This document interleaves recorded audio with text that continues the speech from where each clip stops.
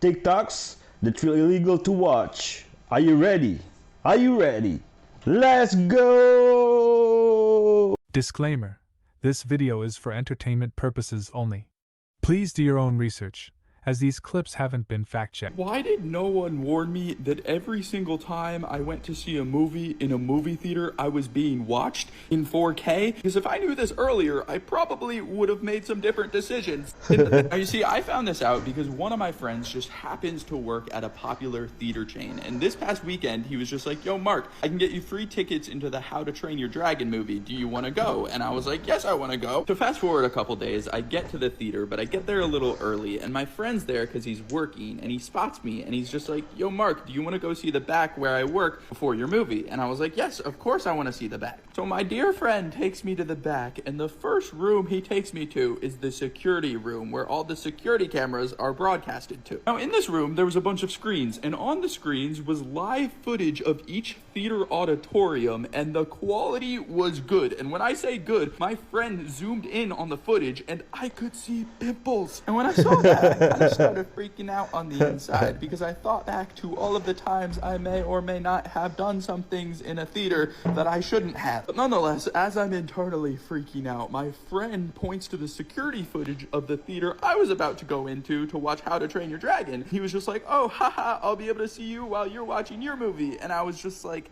haha. But my friend does not stop there. He goes, let's find your seat. So we go searching for my seat in this theater. It's important to keep in mind that as we are searching for my seat, the movie is finishing up. So there's still people in the theater. There's still people in the seats. And out of all those people, as we were searching, we came across this couple that had a suspiciously placed blanket over their laps. Me and my friend quickly come to realize that this blanket was there for good reason. This couple was up to no good. In other words, a dragon was being trained. Yeah, after that, we left that room, and he showed me the rest of the place. But oh my god, I was legitimately shaken, like because that could have been me. That being said, when it was my turn to be in that theater, let it be known I was on my best behavior. I was locked in. But am I alone in this? Like, does this freak anybody else out? Because I thought I was safe in the darkness. All those couples in the back of the theater cooked. Do you know why Labubus are popping off right now? Recession. Yeah, Labubus popping off is one of the key signs that we're headed there right now. Yes. You know what happened before? No. And you know what's very similar to Labubus that used to pop Okay, off? wait, let me think. During the 2008 economic depression, there was a huge boost in sales of one product very similar to Labubus, and I bought hella as a kid. You probably had one too. I'm sure. Pokemon cards? Nope. Yo, I'm telling you, Pokemon you would go cards. into elementary school and kids would have it at recess. Some kids would put it on their desk. wait. And it's very similar to a Labubu, bro. Around 2008. Is it a stuffed animal or Yes, no? yes. Okay. Please tell me you know. No, I don't, fam, but... Remember Club Penguin Puffles? Is that not Labubu's, bro? No, that's the same. You can hang And the you can puffle. hang it. Yeah, you can hang the And that puffle. happened Great just Depression. before the economic depression, bro. The housing market crash. 2008, that's like peak Club Penguin, bro. Yeah. The boo-boos are right now. Fam, That means we're headed to some shit, no, that means bro. we're close, though. I know. Overthinking final boss. You terrifying. Let me see.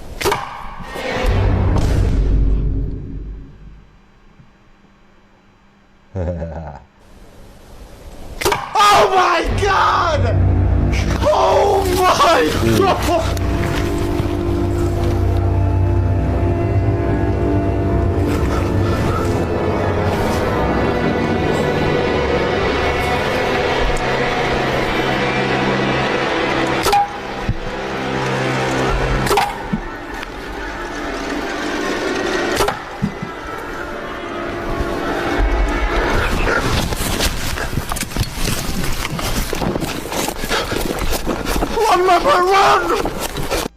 Now these were warning shots.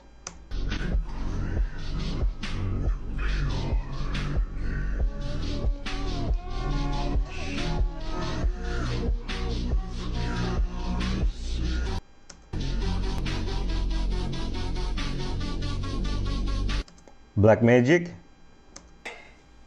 Já estão encomendados.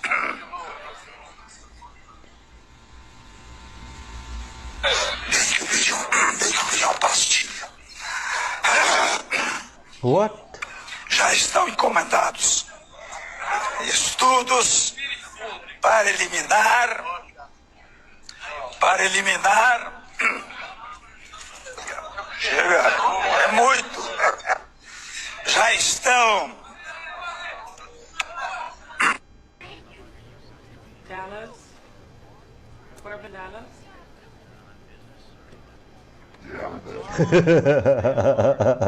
Just a minute, please. Have you brought any fruits or vegetables onto the planet? Optimus Prime.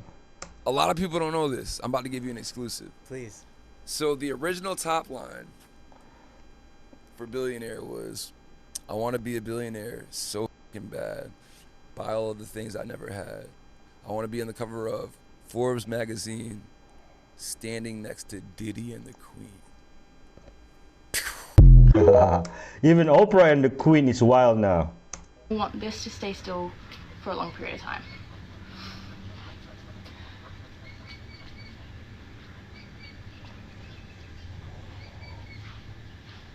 Jeffy. Oh. Go. He said, go. Go. Go fetch his soul. That was a strange. Hello? Hello? What the fuck? What the fuck? A lot of people want to know what happens after they die. Evidence shows, you put together all scientific evidence, biological and physics and thermodynamic, you have no existence after you die. And you say, well, what does that feel like? If you say I have no existence, what is that like? You can believe what you want in a country where we have protection of religious expression, but if you want to ask science what science says about it, you go into a state of non-existence. You can say, well, why is that? What's that like? I'll tell you exactly what it's like. This is what it was like before you were born. You're not asking yourself, what was it like before I was born? I had to have some existence. You didn't. You have no existence, a state of non-existence before you were born. So I'm not given reason to think that your state of non-existence in death differs in any fundamental way from your state of non-existence before you're born. Giving that much more meaning to what it is you can and should do while you're alive. Crush is king.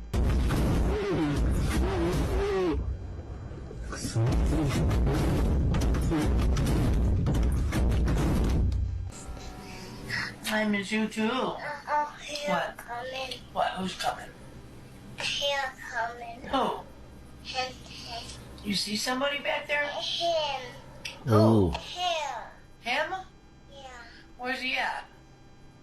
Is he in our house? Yeah. Where? Show me. Where's he at? He's right in front of you? Yep. Who is it? A guy. Who's there, mister? What are you doing in our... Where's he at? In the dining room? Yep. Show me him. Go show me him. Give me your hand. Take me to him. This him. Take me to him. Show me. This him. Wait, let me... Show me. Is he right here? Yep. He's in our dining room? Yeah. What are you doing in our dining said, room, yeah. mister? What does he look like? I bug. Eyes He's got bug bug. eyes? Yeah. What are you doing in our living room, mister? Get.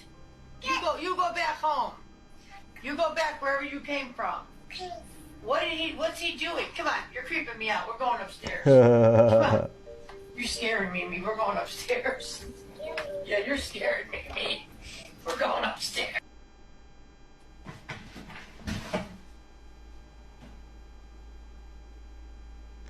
Okay. Ooh, ooh. Ooh, ooh. Oh.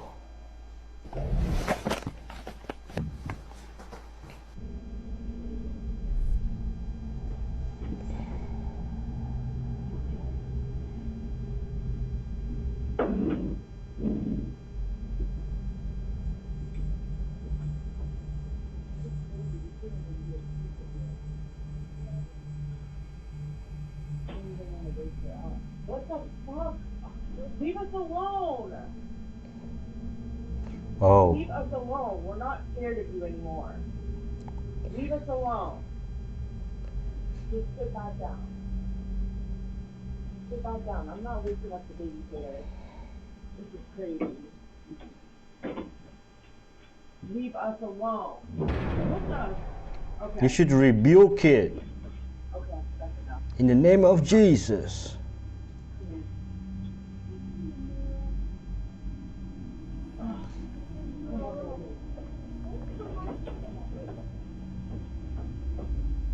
Oh man.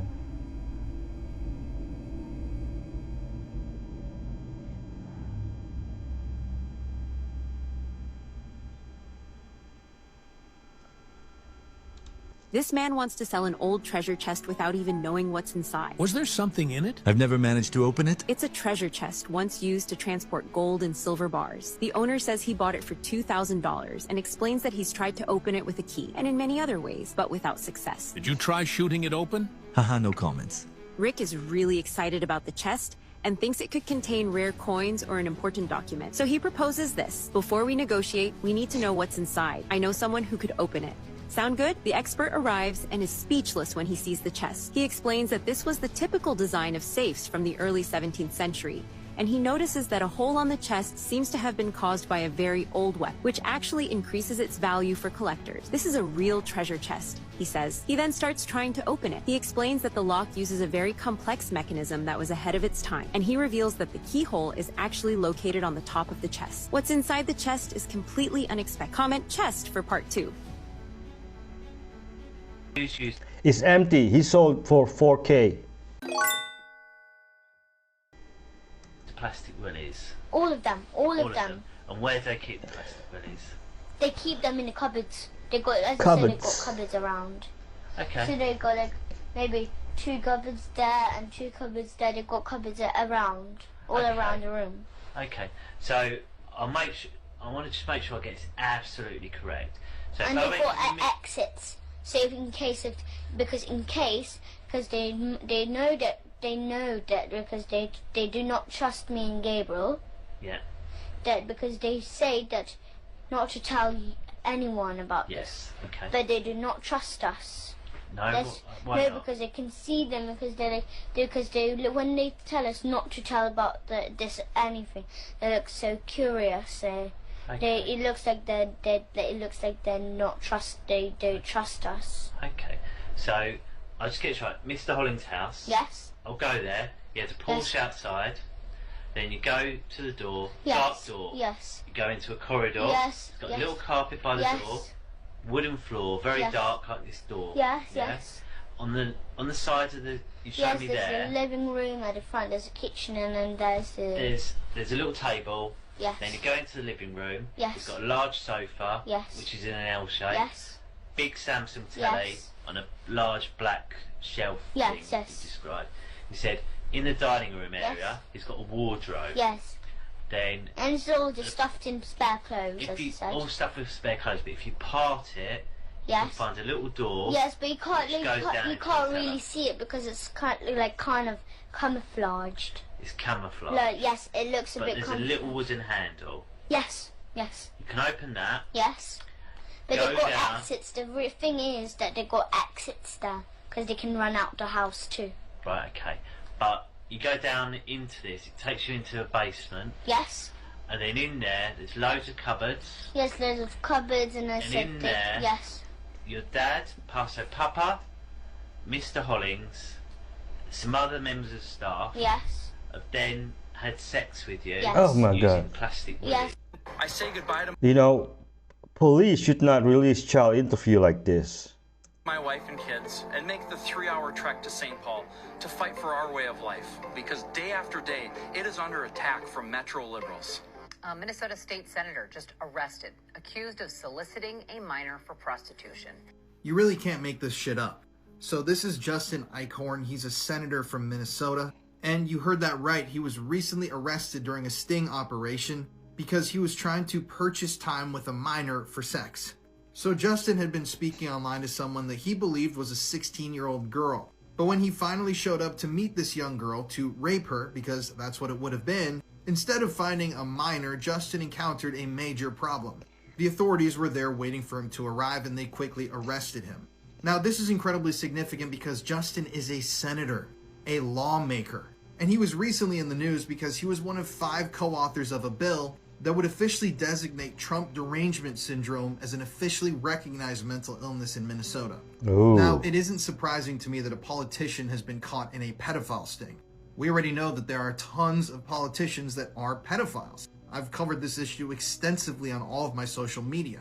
But when you've recently been in the news for calling a large number of Americans deranged, your constituents, and then this happens, it's just not surprising. And thankfully, when you go to look up his information, he has resigned. And he's thankfully no longer a senator in Minnesota. Hold your children tight, parents. This man is having a stroke right now. During his workout, there is a blood clot in his brain. It's subtle, but look at his face. There's asymmetry there. Both sides are not moving in the same way. He's also off balance, unable to pick up his glove. Coordination is not there. That's another sign. Oh. Look at his face, asymmetric. Now is the time to act fast. And every second that the clot is there, blood is not getting to an area of his brain, and brain cells are dying. They're not coming back. It's irreversible. With stroke, it doesn't have to look serious for it to be serious. How on earth did he not know, straight away something was wrong? The son of Norway's future king has just been charged with rape, sexual assault, bodily harm, and 23 other offenses. And this was part of an over 10-month-long investigation that police say involved a, quote, double-digit number of alleged victims. God damn, that's Prince Joffrey IRL. Yeah. 28-year-old Marius Hobie had one hella busy 2024. He was arrested 3 times in 4 months. And then since then, police have been investigating. But then last week, they officially hit him with 23 criminal charges. They said they have evidence of the crimes, which include text messages, pictures, videos, witness testimonies, and police searches. And the attorney for the Oslo police said, quote, I cannot go into further detail about the number of victims in the case beyond confirming that it is in the double digits. I mean, just look at him. Got a vampire defense kit. Wow, it's real. Watch this dealer's reaction as they found out this vampire's kit was real. Hey, Rick. That is cool. Check this out. What do we got here? A vampire defense kit. These things aren't supposed to exist. That's It's mistakes. real. We have a rosary, because if you're going to battle vampires, you're going to need that. Everything is 100% correct, but vampires don't exist, so I just don't understand who would have this. How much do you want for this? Over 100 years old, I was thinking $6,000. I've never $6 seen grand. anything in my entire career that even comes similar to compare this to, so I'm going to give someone a call. Oh, Dude, this thing is pay fantastic. the guy 10 Well, grand. 1880s, 1890s. This is like the apex of the Victorian fascination with spirituality. You had famous people in society who believed in vampires. It was fascination with the occult. The last one of these that was publicly sold at a major auction house sold for over $25,000. If you get this, please call me because I want to do more research on it. All right. I would put it in the museum and got over 30,000 probably. Yes, перевод.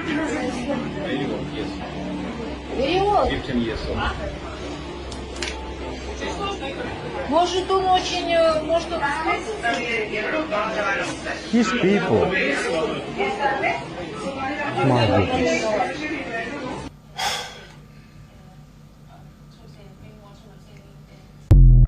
Sai Baba went to jail due to something with young boys, correct? Stab the shark and press the button in the knife's handle. This triggers a CO2 canister hidden inside, causing it to burst. As it does, it shoots compressed gas through a tube in the blade before coming out of the tip. This freezing gas is injected into the wound and expands violently, destroying the tissue around it. The shockwave is enough to explode the shark from the inside, killing it before it can kill you. Okay, you're gonna stab the shark at his own crib? If they said that our generation is cooked, just listen to what's going on with Gen Alpha. A group of girls in grade 5 were arrested for plotting the murder of a fellow student and then framing it as suicide. And their motive, you may ask? Well, apparently, that fellow student cheated on one of the girls that he used to date. And so they thought, the appropriate response is murder. Bro, their generation's version of Mean Girls is Murder Girls. Now, this happened at a school in Arizona, and for a group of 10 and 11-year-old girls, bro, They were plotting. According to a police report, they wanted to lure the boy into an outside toilet where they would then proceed to stab him in the stomach. It says that they went as far as thinking about wearing gloves so that they wouldn't leave any fingerprints. Each of them had their own little roles, like one of them was a guard lookout, and they even planned on forging a suicide note to make it look like he did it himself. Now, they were only caught when one of their fellow students overheard them having conversations about this, I guess in like the playground or something, after which she told her parents, and then they were arrested by police.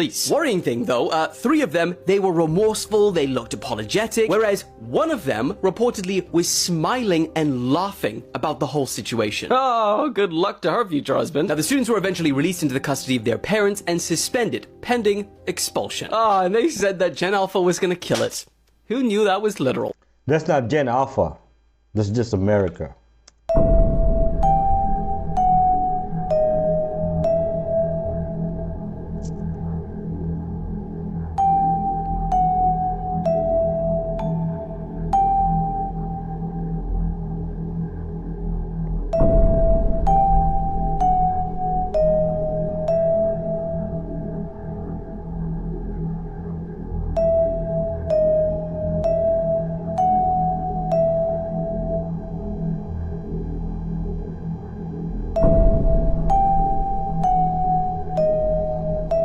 Oh man, this shouldn't be a tourist attraction. About one thing, psilocybin changes the brain, but not the way anyone expected. When neuroscientists finally put volunteers in MRI machines and gave them psilocybin, they thought brain activity would explode, more neural firing, more energy, more chaos. Instead, they saw the opposite. The brain got quieter. Specifically, one part went almost silent, the default mode network. The default mode network is your brain's control center. It's the voice in your head, the thing that says I when you think about yourself. It creates your ego, the boundary between you and everything else, your sense of self. On psilocybin, that shuts down. Not partially, not temporarily, the entire network goes offline. And when it does, something extraordinary happens. Brain regions that never talk to each other suddenly connect. The visual cortex starts communicating with areas that process emotion. Memory centers link up with parts that control body awareness. It's like every neighborhood in a city suddenly building roads to every other neighborhood. Robin Carhart Harris at Imperial College London discovered this in 2012. He called it neural anarchy. But it wasn't anarchy, it wasn't chaotic, it was reorganization. The connections formed during these psychedelic experiences don't just disappear when the drug wears off. Brain scans show new neural pathways remaining active for weeks, sometimes months. In some cases, the changes appear permanent. Johns Hopkins researchers found something even stranger. People who took psilocybin in controlled settings showed lasting personality changes. Not mood changes, personality changes. They became more open, more creative, more connected to others. This shouldn't be possible. Personality is supposed to be fixed by age 30, but psilocybin rewrote that rule. And here's what really puzzled scientists. Psilocin, what psilocybin becomes in your body, fits into human serotonin receptors perfectly. Not approximately, perfectly, like a key designed for a specific lock. We share about 50% of our DNA with mushrooms. We split from a common ancestor over 1 billion years ago, yet somehow these fungi produce a compound that seems tailor-made for the human brain. Paul Stamets, the world's leading mushroom expert, thinks this isn't a coincidence.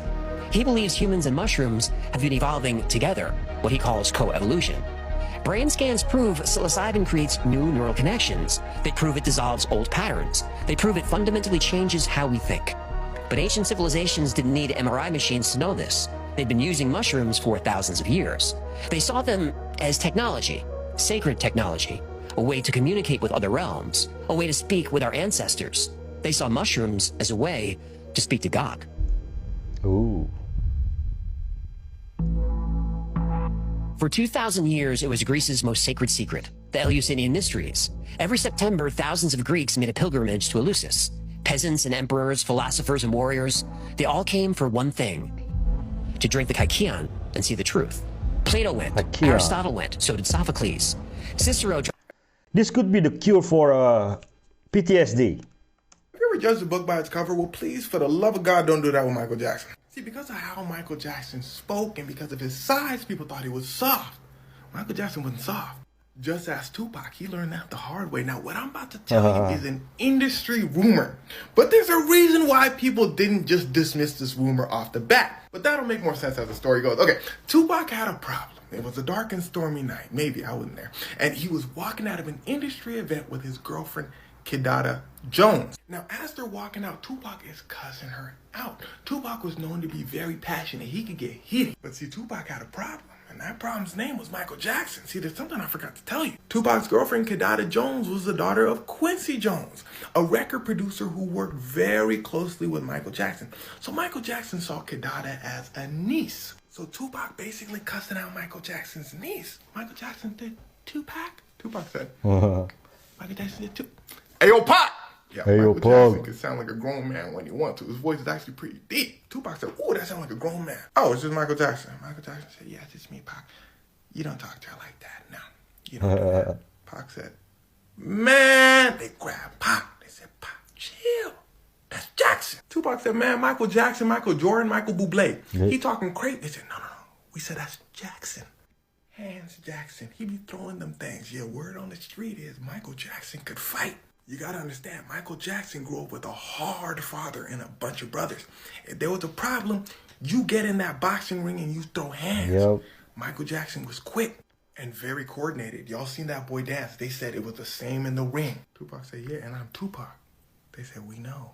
You can't fight. Yeah, word on the street is Tupac liked to fight, but his hands wasn't all the way there. Kidada said, yeah, that's Uncle Mike. Pac, I wouldn't do it. Pac said, man, didn't I tell you to quiet down? Michael said, oh, so now that you done heard about me, it's all quiet now, huh? Tupac said, who quiet? Jackson goes, you? Ooh, spooked him. Listen to your little friends. But like I said, Tupac be getting it in. Tupac said, hell no. So the two start scrapping. A scuffle ensues. They get separated by both camps. And what do we say about them hands? Apparently, Michael Jackson gave Tupac a two-piece. They quickly get separated, and that was that. Now, here's where things start to get wicked. Like I told you in the beginning of this video, this whole story is a rumor. But why this rumor wasn't immediately dismissed is because people knew who Michael Jackson and Tupac were as people. Everything I told you in this video. Tupac be cussing people out. Entirely possible. If Michael Jackson catches you being disrespectful to someone, it doesn't even have to be someone he knows. I can guarantee you Michael Jackson is going to step to your face and tell you to watch your mouth. That's who Michael Jackson was as a person. Ask Jay Leno. Michael Jackson said, yeah, Jay Leno was talking crazy about me, so I had to choke him. The interviewer said, you had to what? Michael Jackson said, no, it was all in good fun. But he got the message. But on the flip side, even if things got heated, the two probably wouldn't throw hands. Michael Jackson was just too famous at the time. Nobody would let Tupac get close. Matter of fact, Tupac might say a word or two back, but I don't think he would ever raise a fist to Michael Jackson. Tupac was passionate. Sounds like Tupac was abusive. In the spirit realm, you don't cancel words. You just override them. Yeah. Okay, so sometimes in warring a warfare, what needs to be done for your family isn't that you just pray and clap your hands. Another covenant has to be taken to override a covenant that existed. Okay, because you'll assume that how you address the situation is that you shout loud and you clap, but for this situation here, you have to give me your your son Samuel. And then once I take Samuel, I override a curse that was already standing. Okay? Yes, because if you don't give me and dedicate one unto me, because of the nature of what's standing against you, what's fighting you wasn't just a word. So if you're going to war intelligently, it's not that your words are weak, but they don't transact in the same platform. In a place, if we say we're having a sword fight, bring a sword, it works. Use your sword. Yeah. But if I take the fight to the air and I'm using a drone, what's the sword? So you have to determine where the battle is. If you're using a gun and I bring a baseball bat, who's likely to win that fight? The person with a gun. Because he doesn't have to fight within proximity. He can fight from a distance. So sometimes our assumption is that what is delaying us are words spoken. Meanwhile, it can be an infrastructure spoken. So the only way God delivers that family is somebody has to be dedicated to the altar as a pastor. There are no delays. We don't need to do anything. Jesus Christ did it for us through the finished work of the cross. This is insane, and if it's true, then it could change everything. I knew there was something about these deportations that just didn't sit right with me, and then I found this story about a man in Colorado. His name is Alvin, and it looks like he's been trying to get this story out for the past 2 weeks now. Long story short, Alvin expresses his worry that his brother that was taken by ICE and in quotations deported is no longer alive because Alvin is friends with people that work for private contractors, okay? One of which seems to have a pretty high up rank in the military. Alvin stated that his friend claimed that they were being paid to drop off people in the middle of the ocean. I say people because they are humans as well, regardless of how you want to feel about them being here illegally in quotations. Anyways, Alvin's trying to get the word out about what types of planes that these military private contractors have been using. Well, it turns out that they're primarily cargo planes, the same cargo planes of which many of you might know open up at the back. And they don't really have any seats, and the seats of which they do have are extremely comfortable, I can tell you from my own personal experiences. But see, this is where Alvin's story gets extremely disturbing, because he stated that most of the planes that, let's just say, have been transporting are disappearing off of radar, and that his friend stated that that is when they do the in quotations drop.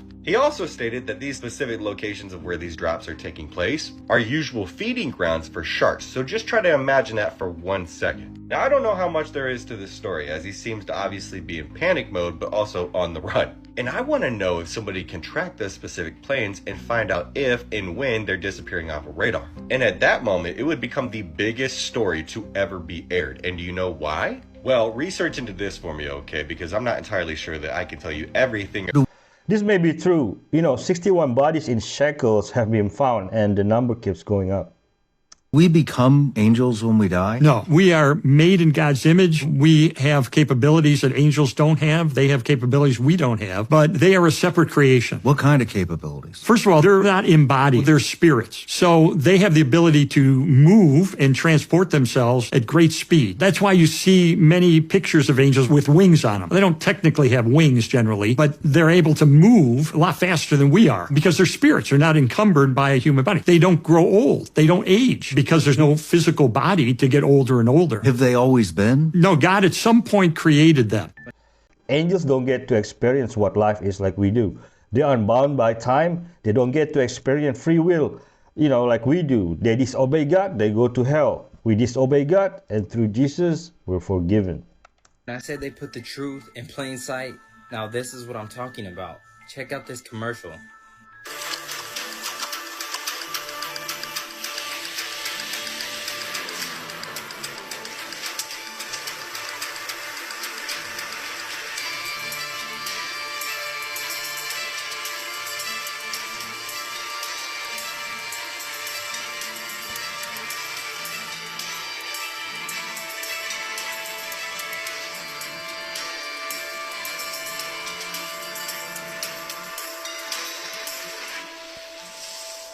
What are they trying to tell you? Look at this.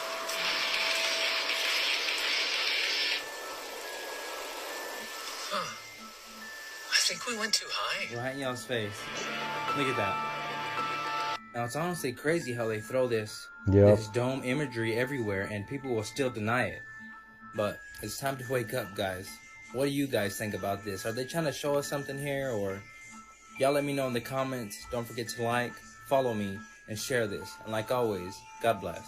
Yeah, they always mess with the weather too. A couple of things that you must achieve to be successful, and let me explain what they would be. And this is not some academic study. This is real data from real situations of real CEOs I've worked with and learned from, because I used to work for guys like Steve Jobs and others in my career. And here's what I learned. There's a concept that he understood that very few people focused on back then in the early 90s of signal-to-noise ratio. What was so brilliant about Jobs that I tell every CEO now, his vision of signal was the top 3 to 5 things you have to get done in the next 18 hours. Not your vision for the business next week or next month or next year, just the next 18 hours you're awake. You're going to get those 3 things done that you have deemed critical for your mission. They must get done today. Anything that stops you from doing that is the noise. Ooh. So the signal-to-noise ratio to be successful for Steve Jobs was 80-20. 80 signal, 20 noise. And I knew that to be true with him because he would email me at 2:30 in the morning and expect me to get back to him. He was right. And the only other person that I've seen that has a higher ratio than that is Elon Musk. He has no noise. He does not deal with noise. He is 100% signal. The guy is just 60 seconds of every minute, 60 minutes of every hour. The 18 hours he's awake, it's all signal. Ooh. And look what he's achieved. Now, that's very awkward for him socially because noise is dealing with your family sometimes, or noise is saying hi to a friend, or noise is doom scrolling on, you know, some social media app that just takes your mind, or maybe playing your guitar. But very few people on Earth, and if you go back in history, you're going to find out that the geniuses of their time were close to 100% signal. This is a crucial aspect of success. A man or woman that understands the signal-noise ratio, that focuses on that, they'll be successful. The ones that can't, that get down to a 50-50 signal noise, they'll fail. It's that simple. Good stuff. Early humans were terrifying. Not because they were violent, but because they never stopped. They didn't chase their prey with speed, they followed. For hours, even days, always behind. Never resting, an animal could run for miles. But every time it looked back, those strange, silent figures were still coming. And no matter how far it fled, it couldn't escape. Because humans had something no other predator had, endurance. They would walk their prey into collapse. No fight, no sprint, just exhaustion. Ooh. And when the animal finally dropped, when its body gave up, they ended it. Not out of rage, out of strategy. We survived by turning fear into fatigue, and fatigue into death. They weren't primitive. They were precise. Early humans didn't just hunt. They haunted. They haunted. Wow. Great clip. I like it. This can't be fucking real now. In just 3 weeks, 3 cars have ploughed through 3 crowds in 3 different countries. Is this a coincidence or coordination? Firstly, there was a car that ploughed through a crowd in Vancouver that killed 11 people outside a cultural festival. Then, on May the 15th, a car outside Barcelona ploughed through 13 people right after the Espanyol Barcelona game. Then, of course, the third attack was the tragedy that happened in Liverpool on May the 26th, where a man once again ploughed through the crowd, which injured over 50 people. So 3 attacks in 3 different countries at 3 different times. Now, what's crazy that Liverpool were actually celebrating their Premier League win, which was actually 33 years into the Premier League being founded. And most of you have obviously seen the van that was running the security on the Liverpool event, which was literally number 33. 3 different stories, 3 different drivers, but all the same outcome: pain, panic, and trauma. They say it's just mental health. They say it's driver error, but they never tell you why this pattern keeps repeating. Fear is literally the fastest tool to reset a population, and chaos, that's the perfect distraction. Just know that when tragedies repeat like clockwork, there's normally someone winding them gears. But obviously this was just for entertainment, and I'm as fictional as a dinosaur, baby. The man they have charged with Liverpool attack looks nothing like the man in the driver's seat.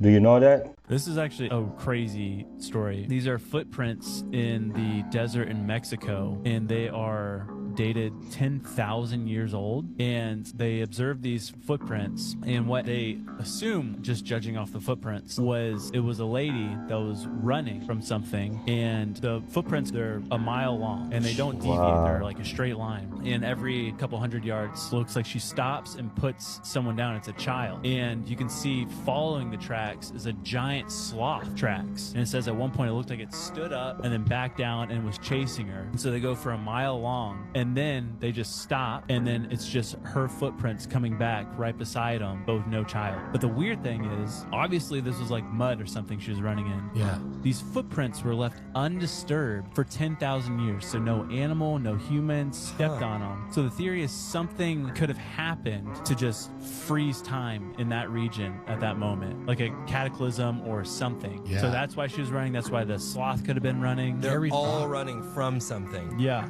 The flood. of the Bible. Makes sense. I saw a video of Sylvester Stallone. He was showing pretty much all his accolades, and he had like a trophy case and stuff, right? Okay. And he comes out and he takes this glove, and he said, "This is the glove that we used in Rocky." Yeah. And he says, "I keep it because it reminds me of a time when things were harder."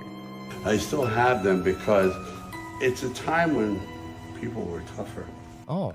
And if you look at the glove, fam, that glove did not have no fucking padding. People died fighting with those gloves. Yeah, you know I that? remember that. I remember that. A lot of people One died Piece. fighting with those gloves. Yeah. So he was trying to explain, like, that was from a time where people chose to do things and still did things when it was harder.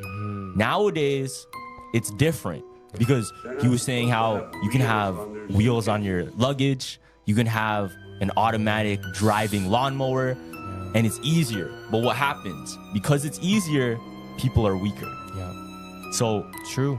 That Yeah, whole makes cycle, sense. and I think Joe Rogan said it the best.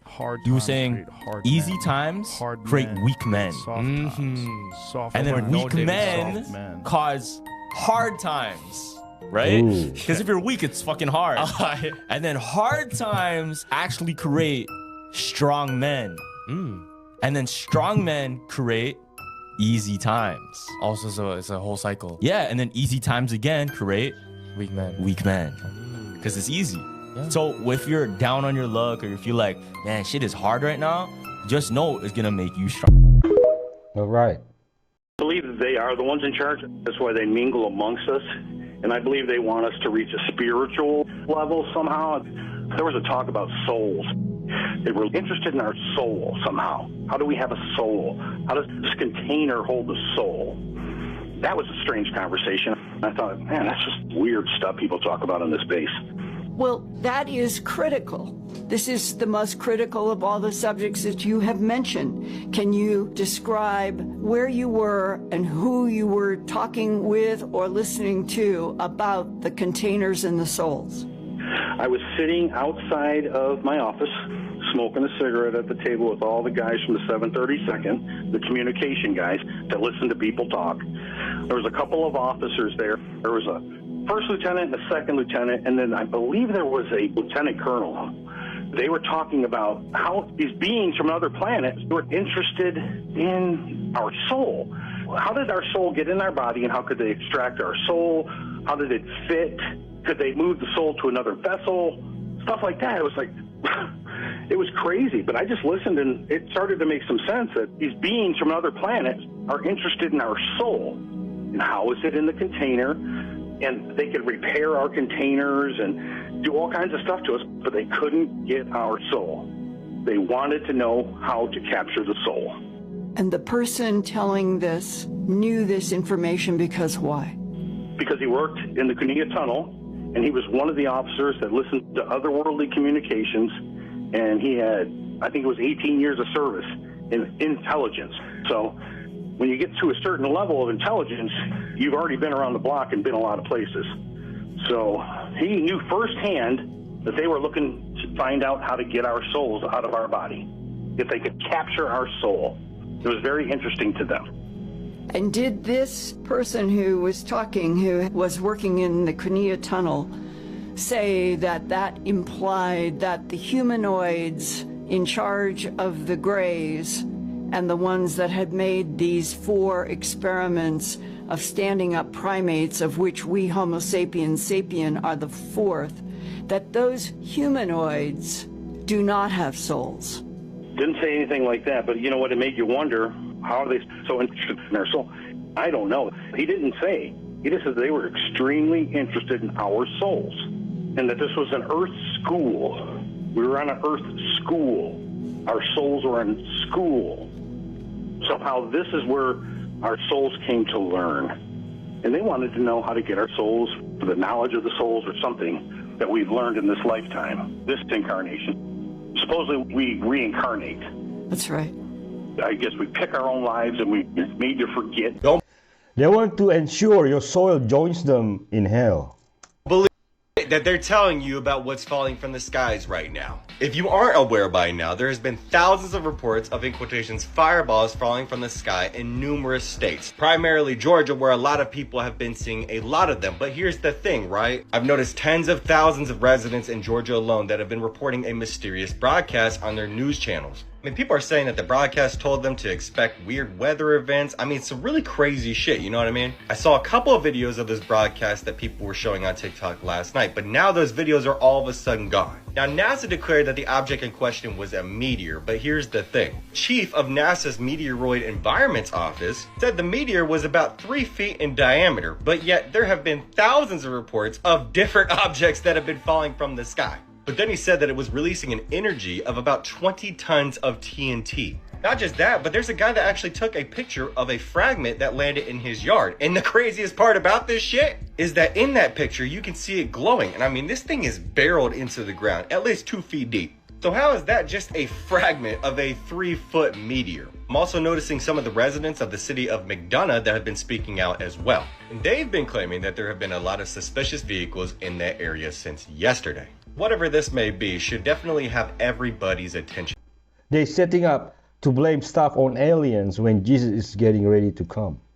Did you notice Blue's strange little gesture when Rumi made the triangle hand sign during the concert? No one realized Rumi was actually revealing the deepest secret of Beyoncé's family. This time, Rumi didn't have to be pulled off the stage by Blue. She even had her own new hand sign. But just as she was about to raise her hand, Blue suddenly tapped Beyoncé as if to say, "Mom, look at her." A second later, Blue subtly reached out and tried to push Rumi's arm down, attempting to stop the gesture. But Rumi completely ignored her and confidently made the triangle sin suspected by many to be linked to the Illuminati. Unsurprisingly, she once again dragged the entire family into the controversy surrounding secret societies. In fact, almost every one of Rumi's performances feels like a test for Beyoncé and Blue. Last time, one of her onstage actions led to Blue unexpectedly trending over pregnancy rumors. As a result, Beyoncé even arranged for a nanny to stand by backstage to monitor and control Rumi's behavior. Now, with Rumi becoming more and more unpredictable, there are even rumors that she might lose the chance to appear in Beyoncé's stage performances altogether.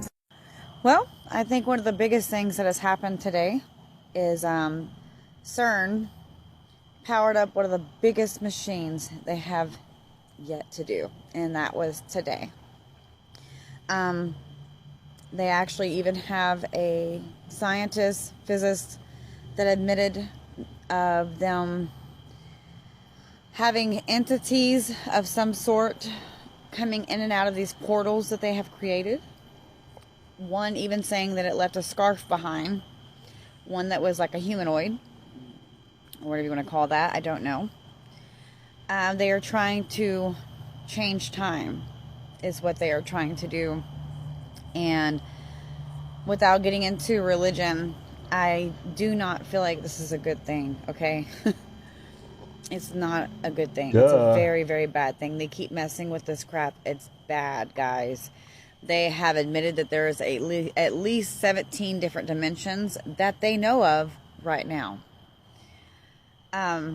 If your emotions have been up and down, a little wonky, mine started lighting up last night around 9, 10 o'clock. I was frustrated, impatient. I was aggravated. I don't know why. I was so it was weird, right? Then I couldn't sleep last night whatsoever. And then today, obviously, today was actually a pretty good day. I can't complain whatsoever. But the problem is that I know they're doing crap, and I don't know what that means for us. Okay? Nothing if they're good. letting things in from different dimensions, No. This is scientific, people. This is not freaking mystic or magical or just make-believe. This is real. This is actually happening. They have scientific proof. It's scary. It's scary. That is what they were doing today. That was the big thing today, June 5th. They have opened some crap up. Look it up. Do some more research on it. It's weird.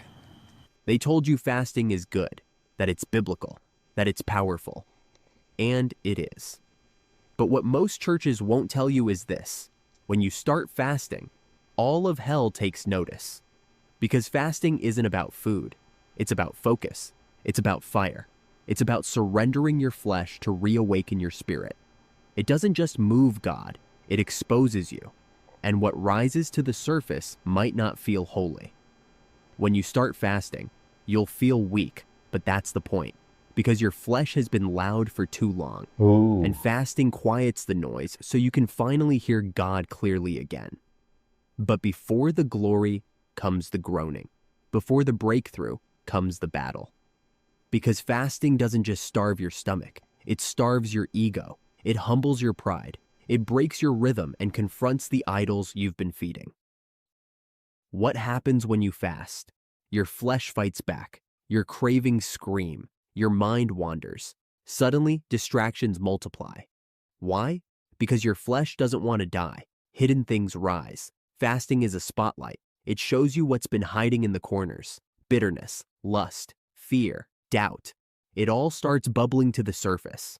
Not to shame you, but to heal you. Heaven leans in. God resists the proud, but gives grace to the humble. And fasting is humility in action. When you fast, God doesn't just see your hunger, He hears your heart. But that's not all. Spiritual sensitivity increases. The word hits deeper. Worship feels heavier. Discernment sharpens.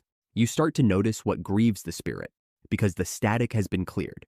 Breakthrough begins, not always in fireworks, sometimes in whispers, in alignment, in revelation, in chains breaking quietly beneath the surface. Some demons, Jesus said, only come out by prayer and fasting. Mark 9:29. That thing you've been wrestling with for years, that addiction, that fear, that stronghold, it might not fall until you fast. But here's the warning. Fasting without prayer is just a diet. Fasting without repentance is just hunger. Fasting without surrender won't change anything. But when you fast in faith, when you fast with purpose, when you fast for Him, everything shifts. So why don't more churches talk about this? Because fasting is uncomfortable. It's costly. It doesn't build crowds. It breaks them. But fasting doesn't feed fans. It fuels followers. You want to go deeper? Fast. You want heaven to move? Fast. You want the old to die and the new to rise? Fast. Because fasting doesn't change God. It changes you. And when you finally get emptied of you, you make room to be filled with Him. Ooh, that's powerful. If you want to know what study I think about the most, it is this 2015 study from Donald Hoffman that 10 years later, I'm still thinking about and still blows my mind. The paper proved that organisms that see closer to reality go extinct when compared to organisms of similar complexity that see according to survival or evolutionary fitness. An organism that knows enough to survive will outproduce an organism that sees closer to truth or ultimate reality. And not only that, seeing too much reality is actually lethal.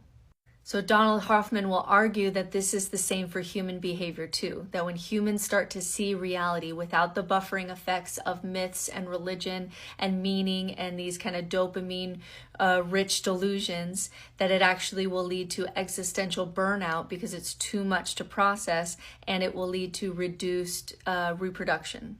So if you zoom out evolutionarily, you'll see that religious believers, tribal loyalists, meaning makers will have more children and have communities to raise those children, and evolution is rewarding that behavior. And secular rationalists, atheists, nihilists will tend to be more antinatalist. Well, they will either have less children or sometimes no children at all. So even the person who says, I'm going to opt out of this, I see the game, I'm not going to bring children into this world, I'm going to override what evolution wants me to do, and I'm going to not have children, they're essentially doing what evolution wants a person like that to do, which is to remove yourself from the gene pool. So we have more of these religious people that keep having more babies in communities to raise these children. So in evolutionary language, you could say that atheistic nihilists are a cognitive mutation. This is a group that has glimpsed beyond the machinery behind the interface. And as such, like most mutations, it may not be fit for survival. If everyone was a nihilistic atheist, maybe the species would go extinct. So antinatalists that opt out of the system and decide not to reproduce is also exactly what evolution would want you to do too.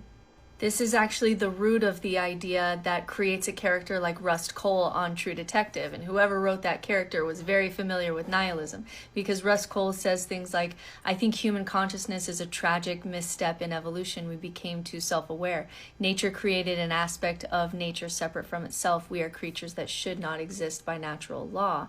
The honorable thing for our species to do is to deny our programming, stop reproducing, walk hand in hand into extinction. One last midnight, brothers and sisters, opting out of a raw deal. So one of the questions for our time is, will religion win? Not necessarily because it's true, but because evolution is going to reward it, so it wins by default. It wins by numbers alone. So far, the answer to that question is yes. Secularism has yet to build the kind of meaning and community and purpose and even myth-making that would draw a community together that could then reproduce and support children. So the problem that we're running into in the secular world is, even if we can prove that religion's not true, secularism doesn't have strong enough myths to build the kind of community that you need in order to make the world a better place and make life worth living for everyone.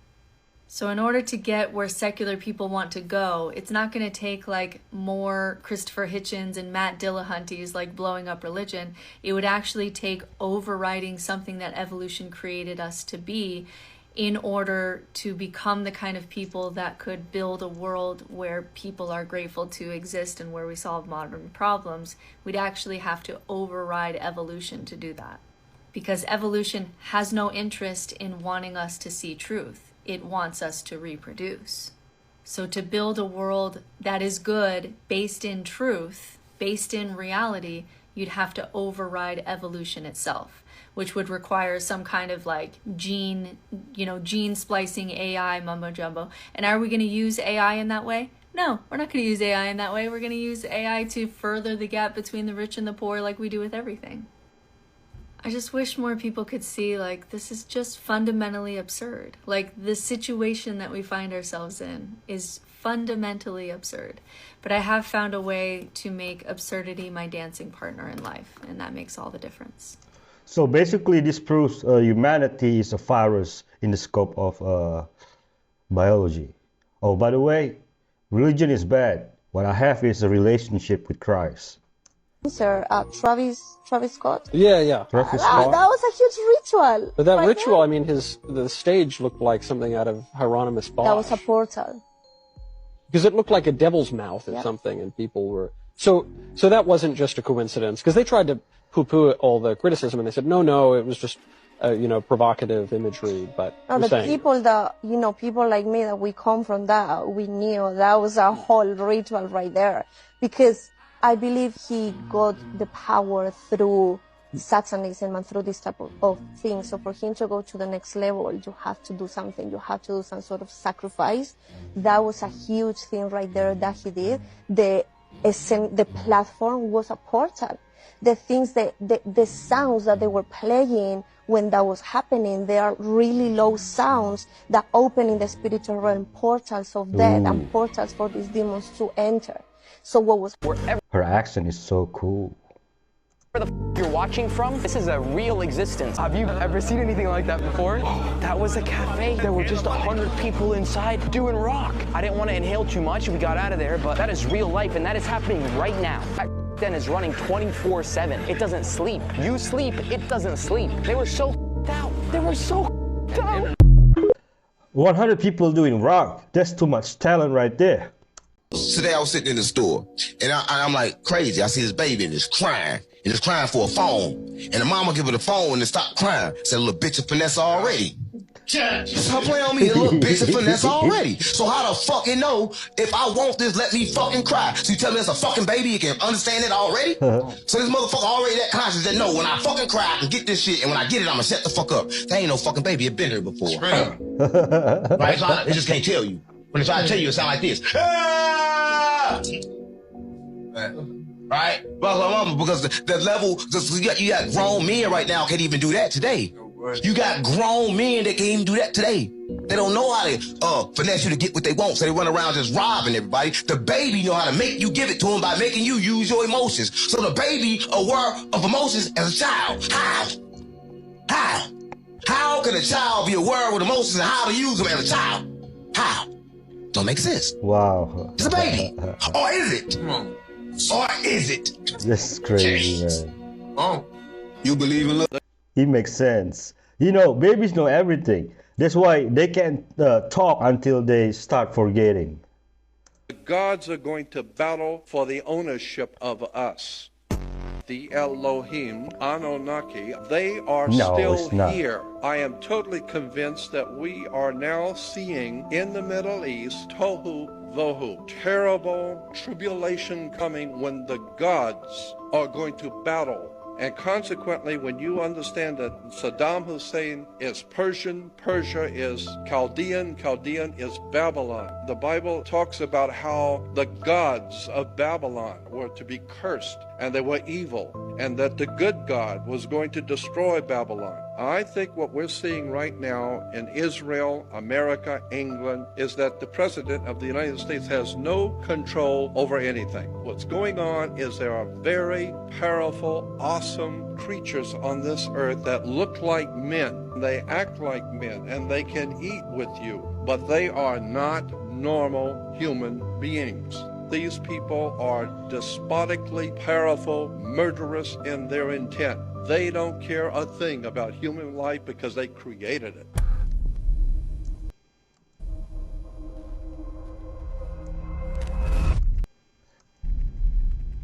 The true God is Yahweh, Yeshua, and the Holy Spirit.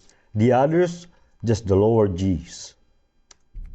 This man invented a Tesla killer. Now people want him dead. That's because he claims to have invented a car that can run without gas or even electricity, which people say might give Elon Musk a run for his money. He even claims his invention is said to be so cheap compared to Tesla that people want him dead. And if this car works the way he says, it could destroy the gas and electric vehicle industry overnight. But that's not even the craziest part, because his invention became controversial that one of his investors got assassinated just to stop their breakthrough. So what makes this car so controversial, and why are powerful people so desperate to stop him? Meet Maxwell Chikumbutso, the man behind the car that could change everything. But we said no one to make a car for Zimbabwe, a car that is cheap but with the best technologies that you can get on high-end cars. If he's telling the truth, he just cracked the code to infinite energy. Independent power solution for the next 20 years. Because his invention is a self-powered car called the Kai Scythe, a vehicle that doesn't need gas, solar energy, or even a charging station. The vehicle, it uses what we call the microsonic energy device. Microsonic energy device, it is the device that I personally invented in 2009, which harness radio frequencies, converted it into energy. And he claims it runs on radio waves, turning invisible energy into electricity. As if that wasn't unbelievable enough, he said not only can it drive itself, but it can also power homes during outages. So with this car, you can also use it to power your house. It is a moving generator. Sounds impossible, right? That's exactly what engineers said when they heard about it. According to science, a car like this breaks the laws of physics. They said you are violating the natural laws of physics. Simply put, you can't get more energy out of a system than you put in. And yet Maxwell insists that his car works perfectly. You will see that this is efficient in everything. He even claims that he's already implemented the tech into motorcycles and plans to expand it even further. So, how exactly does it work? According to him, his system captures specific frequencies from the air and amplifies them through a secretive process. The radio frequency to be transferred into pure, useful energy, and this is the first time in the world. With that technology, converting them into usable electricity. So, what's the catch? He claims powerful people want him silenced, and that has made him a target. Maxwell got his patents blocked, received death threats, and even survived assassination attempts. People even took it too far that they started targeting his investors as well, leading to one of his main backers to die due to a poisoning. When we tried to file a patent, they said you are violating the natural laws of physics. So it's not an industrial applicable. But why are big industry are so afraid of his invention when this could revolutionize the energy crisis? Because if he's right, this car could kill the oil industry, no more gas, no more charging, no more big energy profits. If this car really works, it could wipe out trillions of dollars in energy profits overnight. And that might explain why Maxwell claims his patents have been repeatedly blocked by international agencies. But the world will find out the truth as Maxwell is set to unveil his car in a government-sponsored event in Zimbabwe. If it works, it could change energy forever. If it doesn't, well, that's a whole different story. If you want money, then follow me right here on Snapchat. God bless and protect Maxwell Chikumbotso. In Jesus' name.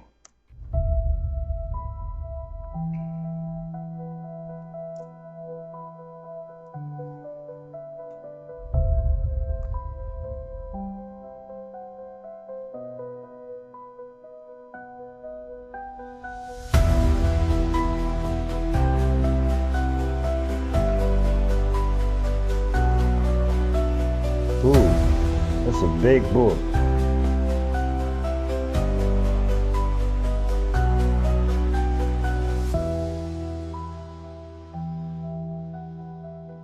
Wow.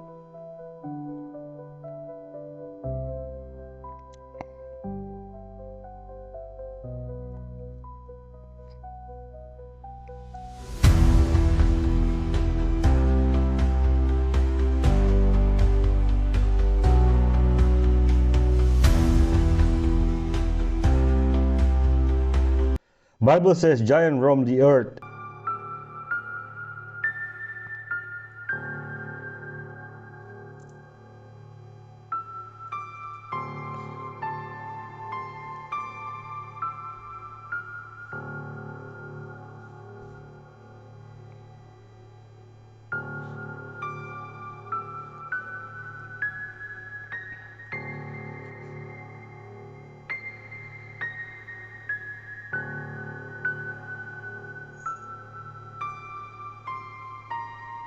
Julian Lennon has to be.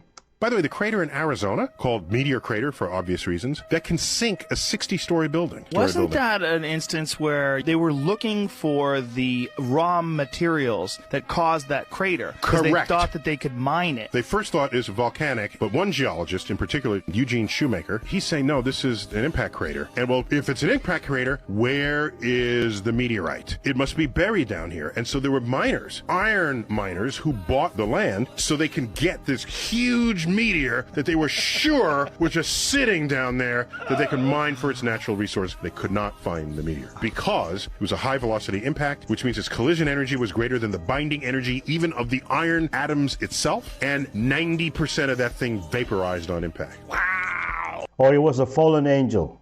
Imagine the amount of work you have to go through in order to just make it so that this pisses me off.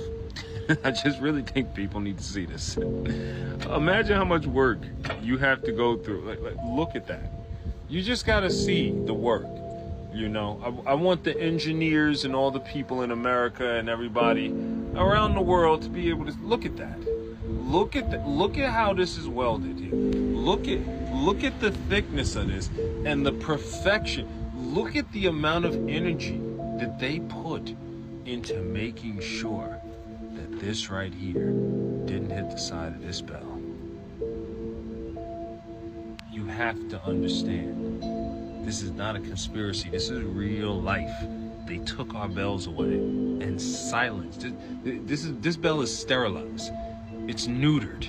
Oh, man.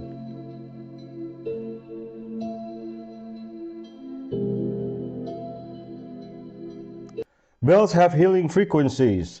It's proven to, heal the body and mind. There really are some crazy things happening in the world right now. Animal rights activists are protesting goldfish racing in San Diego. A DoorDash driver attempted to deliver food to a customer at the O'Hare International Airport in Chicago, breached the security and caused no immediate responses. He just drove up to the freaking plane. After new laws in Japan, you can no longer call your child Pikachu, Pudding, or Prince. The TSA actually put out a public statement urging Americans to stop using their Costco cards as identification for security. We have developed the world's smallest remote-controlled robot at 0.01 inches tall, which is small enough to sit on the edge of a penny. A man made his final child support payment in 80,000 pennies dumped on his ex-wife's front. Oh, man.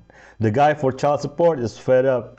Because when you look back at the Freemasons and the World's Fairs, that's what they say on the wall. Let me just paint a little picture on the wall of the World Fair 1893 Freemasons. It says corn is king. Corn is king. Why would the Masons or the Illuminati or the Oddfellows or any of these secret societies say corn is king? Because they can control the people telling them to eat corn. These Native Americans are eating all this raw meat and they're making jerky and they're living pretty darn good. But they're not telling anybody about that. They're telling everybody that they were eating corn. Are they really eating a lot of corn? Or was it the meat that was actually making them strong? Well, if you wanted to trick somebody, you would tell somebody the opposite. You would tell them to eat the corn. And when you get into the whole control factor in controlling the people, you would teach them what to eat and move them away from a diet that is actually powerful for them because you want to control them. And this is why when you go back into the 1897 Scientific American newspaper, they talk about that the peasants used to eat all the bread and the whatever was left over, while the kings and the warriors and the queens ate the meat. I don't know if you're aware of this, but there is a very deep-seated history of the government's experimenting on its citizens. Now we're talking like MK Ultra, Soviet Union type of stuff. And there are many examples of what they've done to us, and that's just what we know about. So what I wanted to explore is, are there any other government experimentations happening right now on planet Earth that we're not aware of? Now, of course, things like Big Pharma experimenting on us with their medications came up. Things like CERN and the Big Large Hadron Collider came up, along with chemtrails. I mean, what are they really doing? Are they sterilizing us, depopulating us, weakening us, or maybe even mind controlling us with these chemicals that they're spraying? But there was something so much crazier that came up. There is and I'm going to use my words carefully.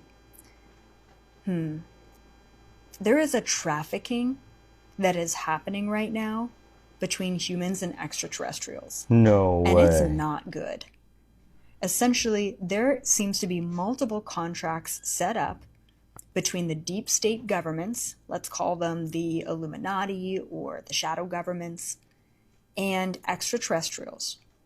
Essentially, these government agencies are allowing the extraterrestrials to take a certain number of their civilians or population in exchange for technology transfer.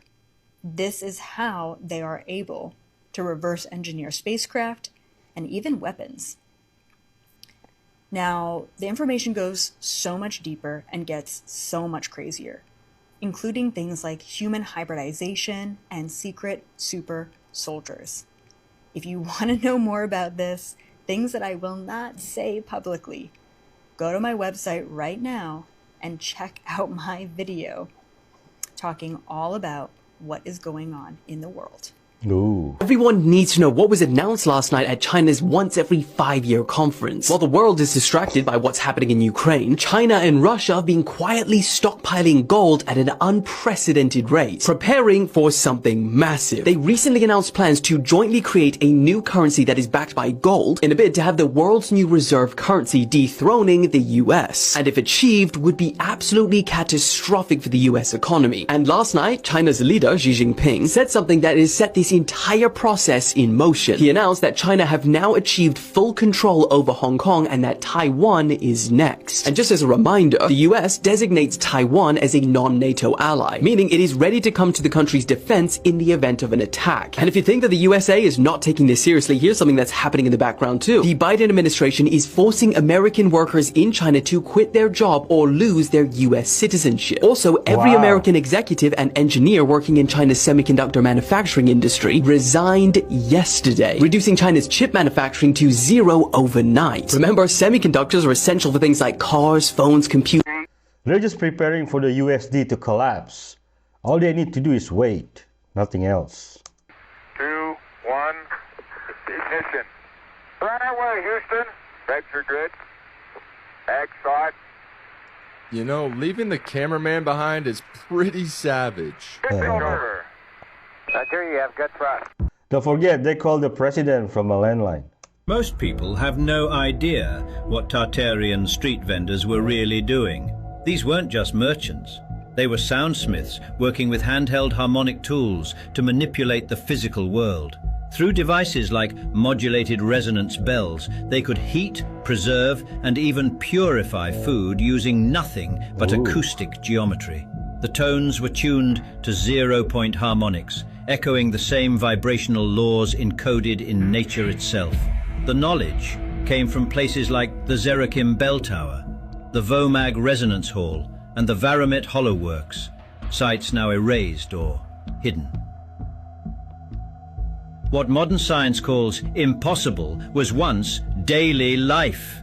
The truth is, Tartarian soundwave technology wasn't just advanced, it was alive. Want to access it? Reconnect with the real frequency. Patreon.com/Tartarian Warriors. It's time to remember what they tried to erase.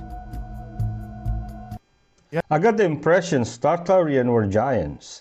Garlic kills everything. There's a reason why a lot of cultures use it in their food. It's to prevent food poisoning. When I got the knee infection staph, I was like, all right, I'm just going to try to kill this with a bunch of garlic. Dude, I was taking like 10 or 15 garlic pills. After about 2 days of that, I shit out every single piece of it inside my body that ever existed. The ones that were up in the attic, just chilling, bro, all of it came out. I was like, ooh, a little hack there, you know? I eat garlic cloves sometimes. Yeah. You cook them? No, I just eat them raw. It feels like it's doing something. If I'm not feeling good, I'll eat garlic. Ooh, I love garlic bread.